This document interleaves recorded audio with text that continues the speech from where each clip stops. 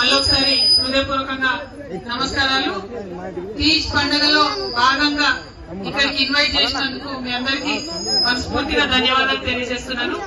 తీజ్ పండుగ చాలా మంచి సంస్కృతి. మన జీవితంలో ఎట్లయితే కష్టపడి ఒక చిన్న విత్తనం నాటితే అది పెద్దగా పైరుగా పంటగా చెట్టుగా ఎదుగుతుందో అది తెలిసే విధంగా తీజ్ ని మనం చేసుకుంటాం.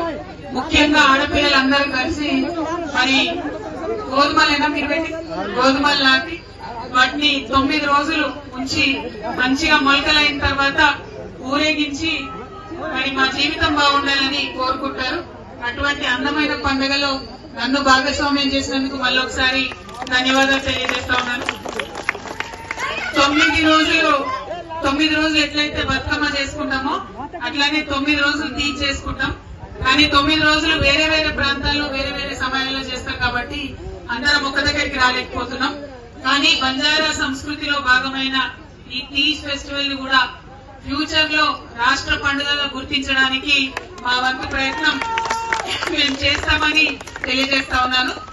ఇప్పుడు మీకు తెలుసు ఉన్న ప్రభుత్వం ఏం పని చేస్తలేదు. కనీసం ఇదివరకు ఉన్నట్టు నీళ్లు కరెంటు కూడా ఇచ్చేటటువంటి పరిస్థితి లేదు. వాళ్ళని కోరుతున్నాం ఇప్పుడు తీజ్ ని రాష్ట్ర పండుగ ప్రకటించమని. వాళ్ళు ప్రకటించకపోతే మళ్ళా వచ్చేది మనమే, మళ్ళా వచ్చేది కేసీఆర్ ప్రభుత్వమే. కాబట్టి ఖచ్చితంగా అప్పుడు మనం ప్రకటించుకుంటామని కూడా తెలియజేస్తా ఉన్నాను. మళ్ళీ ఒకసారి ఈ అంజిరెడ్డి కాలనీ పవన్పురి కాలనీ వాసులందరికీ కూడా మరి మీకు ఇక్కడ ఉన్న కష్టాలన్నీ చెప్పిర్రు. 30 ఏళ్ల నుంచి ఇక్కడ ఉన్నా కూడా మరి ఏది కూడా ఇబ్బందికరంగా ఉంది పరిస్థితి అని చెప్పిర్రు.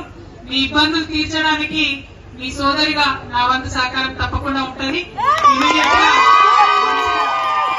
మంచి కార్యక్రమం తీసుకుందాం. జిల్లా కలెక్టర్ దగ్గరికి వెళ్దాం. స్థానికంగా ఉన్న నాయకులందరినీ కూడా ఇక్కడ మొబిలైజ్ చేసి కలెక్టర్ గారి వెంటబడి మీకు వసతులు వచ్చే విధంగా నా ప్రయత్నం చేస్తానని తెలియజేస్తున్నాను. Thank you. జై తెలంగాణ.